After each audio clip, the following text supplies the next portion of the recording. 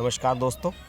पश्चिम बंगाल की राजनीति की जब हम बात करते हैं तो हम अक्सर बीजेपी, टीएमसी इनकी प्रतिद्वंदिता की बात करते हैं कि इन दोनों के बीच कितनी राइवलरी चल रही है।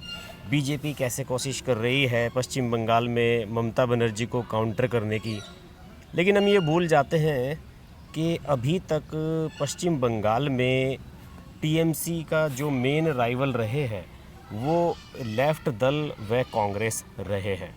अगर पिछले 2 विधानसभा चुनावों की हम बात करें तो बीजेपी पूरी पिक्चर में कहीं नहीं रही है शुरू से। बीजेपी का केवल एक जो क्या कहना चाहिए कि एक चेंज ऑफ परसेप्शन आया है, वो आया है 2019 के लोकसभा चुनाव के बाद, जिसमें बीजेपी ने यहाँ एकदम आउट ऑफ बॉक्स जाकर 42 में से 18 लोकसभा सीटें जीत ली। मोदी मैजिक था और लेफ़्ट और कांग्रेस दोनों अलग हो गए थे, जबकि 2011 और 2016 के चुनाव दोनों ने ही गठबंधन में लड़े थे। 2011 में कांग्रेस टीएमसी के साथ गठबंधन में थी, तो 2016 में लेफ़्ट और कांग्रेस का गठबंधन था। लेकिन इसके बावजूद भी दोनों अलग हो गए थे 2019 के लोकसभा चुनाव में, और इसका परिणाम ये हुआ कि लेफ़्ट पार्टियों को एक भी सीट नहीं मिली पश्चिम बंगाल में, और 39 सीटों पर उनकी जमानत जब्त हुई लेफ़्ट पार्टियों की, और केवल 6.34% वोट ही उन्हें मिल सके। कांग्रेस की हालत भी कुछ ज़्यादा अलग नहीं थी। कांग्रेस को केवल 2 लोकसभा सीटें मिली, 38 पर उनकी डिपॉजिट जब्त हुई और 5.67% वोट मिले, यानी कि लेफ़्ट पार्टियों को वोट थोड़ा ज़्यादा मिले लेकिन सीट एक भी नहीं मिली। बीजेपी ने 40% वोट लेकर 18 सीटें जीती थी और टीएमसी ने 43% वोट लेकर 22 सीटों पर सफलता हासिल की। इसी के बाद से बीजेपी ने यहाँ पर अपने आप को एक्सेलरेट किया है और कोशिश की है कि हम यहाँ पर एक शानदार प्रदर्शन की ओर बढ़ सकें।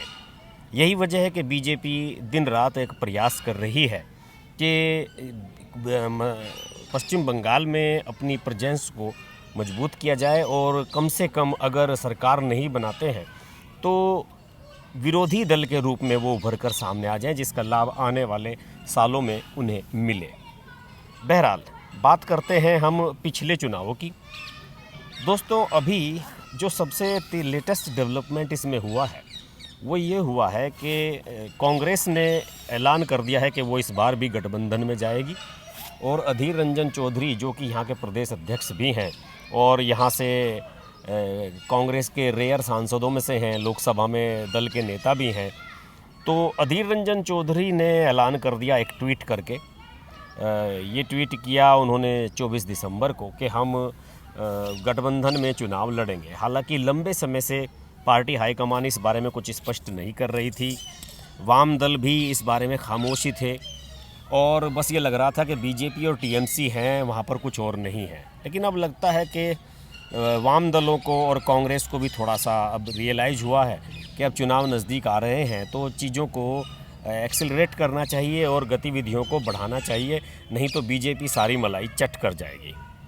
इसका जो अधीर रंजन चौधरी ने ऐलान किया है, इसका स्वागत किया है सीपीएम के जो नेता हैं उन लोगों ने। और मैं आपको बताऊं कि जो लेफ़्ट पार्टियां हैं उनमें भी सीपीएम सबसे बड़ी है, उसके बाद सीपीआई, फॉरवर्ड ब्लॉक और आरएसपी, ये 3 और पार्टियां उसके साथ शामिल होती हैं। कांग्रेस के जो राज्य के इंचार्ज हैं जितिन प्रसाद, उन्होंने भी कहा है कि हम जोरदार चुनाव लड़ेंगे और टीएमसी के लिए चैलेंज बनकर उभर कर सामने आएंगे। इसके अलावा कांग्रेस में गुटबाजी अभी से शुरू हो गई है। कांग्रेस ने ये ऐलान किया कि हम इसमें साथ साथ लड़ेंगे वाम दलों के, लेकिन एक साथ ही जो कांग्रेस में एक धड़ा है जो चाहता है कि अधीर रंजन चौधरी को सीएम का फेस बनाया जाए, उन्होंने अभी से ही कहना शुरू कर दिया है कि अधीर रंजन चौधरी को सीएम का फेस बनाया जाना चाहिए। और ऐसा कहने वालों में कांग्रेस के एमएलए हैं नेपाल मेहता, उन्होंने ट्वीट करके अधीर रंजन चौधरी को सीएम का फेस बनाए जाने की मांग की है। दूसरी ओर कांग्रेस के कुछ और नेता भी हैं जो अधीर रंजन चौधरी को बिल्कुल पसंद नहीं करते, जिसमें विपक्ष के नेता जो विधानसभा में हैं अब्दुल मन्नान, उन्होंने कहा है कि केंद्रीय नेतृत्व ने यह फैसला किया है कि गठबंधन होगा और केंद्रीय नेतृत्व ही ये तय करेगा कि सीएम का फेस कौन होगा कांग्रेस की तरफ से। बहरहाल कांग्रेस को इन सब चीज़ों को भूल जाना चाहिए। अभी सीट बंटवारे पर कोई बात नहीं हो रही है। पिछली बार की बात मैं अगर करूं तो कांग्रेस ने मेरे ख्याल से यहाँ बहुत अच्छा प्रदर्शन किया था। देखिए, पिछले बार 2016 में 211 सीटें जीती थी टीएमसी ने 44% मत लेके, और जो महाजोट बना था, महाजोट यानी कि गठबंधन जो बना था जिसमें लेफ्ट फ्रंट और कांग्रेस थे, उन्होंने टोटल 76 सीटें जीती थी 37% मत लेकर। इसमें कांग्रेस 92 सीटों पर लड़ी थी और 44 जीती थी, यानी कि उसका स्ट्राइक रेट लगभग 50% के आसपास था। 92 से 44 सीटों पर जीत हासिल की थी कांग्रेस ने, जबकि लेफ्ट पार्टियां 203 सीटों पर चुनाव लड़ने के बावजूद केवल 32 सीटें जीत पाई थी और उनका मत प्रतिशत 25.5% था। लेफ्ट पार्टियों का मत प्रतिशत लोकसभा चुनाव में भी बढ़िया रहा है, विधानसभा चुनाव में भी बढ़िया रहा है। बस ये है कि वो सफलता में कन्वर्ट नहीं हो पाया, शायद वो बहुत नैरो मार्जिन से चुनाव हार गए। 2016 में बीजेपी को 3 सीटें मिली थी, 10% वोट मिले थे, और अन्य को 4 सीटें मिली थी, 7.3% मत उन्हें मिले थे, और इस तरह से 294 सीटें टोटल उनमें जो डिवाइडेशन हुआ था, ये मैंने आपको बताया। पिछली बार कांग्रेस और लेफ्ट फ्रंट साथ थे, 76 सीटें जीती थी। कांग्रेस का स्ट्राइक रेट बेटर था, 92 में से 44 सीटें जीती थी। तो इस बार कांग्रेस कोशिश कर रही है कि हम ज़्यादा सीटें लड़ें, शायद 100 से ज़्यादा, 100 या 150 के करीब। कांग्रेस का मानना है कि लेफ्ट फ्रंट के मुकाबले उसमें ज़्यादा दमखम है यहाँ पर ममता बनर्जी को टक्कर देने का या फिर बीजेपी से काउंटर करने का। इसके अलावा 2011 में अगर हम जाएं, 2011 में 184 सीटें आई थी ममता बनर्जी की, टीएमसी की, और उनके साथ कांग्रेस भी गठबंधन में थी, उनकी 42 सीटें आई थी और 1 सीट मिली थी SUIC को, यानी कि इन तीनों का मिलाकर 227 सीटें हुई थी और आराम से इनकी सरकार बन गई थी।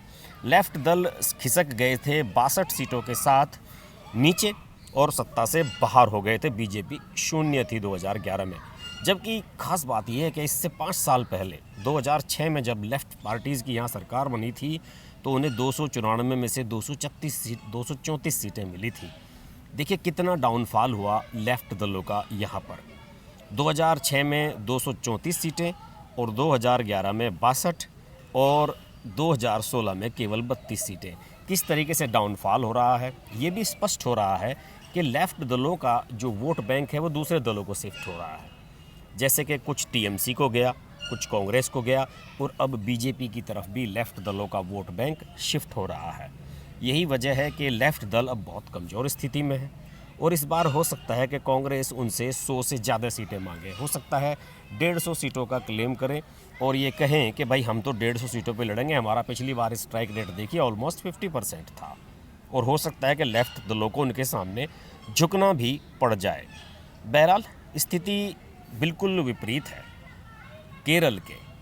2021 में जहां पश्चिम बंगाल में चुनाव होंगे वहीं केरल में भी चुनाव होंगे, और सबसे ख़ास बात यह होगी कि केरल में कांग्रेस और वाम दलों में 36 का आंकड़ा है और यहाँ दोस्ती निभाई जा रही है। ये कैसे संभव हो पाएगा, ये आने वाला समय ही बताएगा। आप जानते हैं कि केरल में LDF की सरकार है जो लेफ़्ट डेमोक्रेटिक फ्रंट है लेफ़्ट दलों का, और यूनाइटेड डेमोक्रेटिक फ्रंट यानी कि UDF उसको लेड करती है कांग्रेस। उनका मूल रूप से यहाँ पर विरोध करती है जो केरल में। बहरहाल दोनों के बीच में एक अलग तरह की रिलेशनशिप है और केरल में विरोधी हैं, यहाँ दोस्त हैं। बहरहाल कांग्रेस का जो पलड़ा है पश्चिम बंगाल में भारी नज़र आ रहा है और हो सकता है कि कांग्रेस इस बार ज़्यादा सीटों का दावा करे। हम लेफ़्ट दलों की, कांग्रेस की गतिविधियों पर, इन सब पर हम नज़र बनाए रखेंगे। पश्चिम बंगाल के सबसे बेस्ट वीडियोज़ मैंने बनाए हैं और आप अगर पश्चिम बंगाल की राजनीति की एक डिटेल्ड रूपरेखा जानना चाहते हैं तो मेरी एक पूरी प्लेलिस्ट तैयार है जिसका नाम है बंगो युद्ध, और आप उसे देख सकते हैं। देखते रहिए हर्ष की बात लाइव। नमस्कार। अगर आपको हमारी वीडियो पसंद आई तो वीडियो को लाइक करें, चैनल को सब्सक्राइब करें और नोटिफिकेशंस के लिए बेल आइकन को प्रेस करें।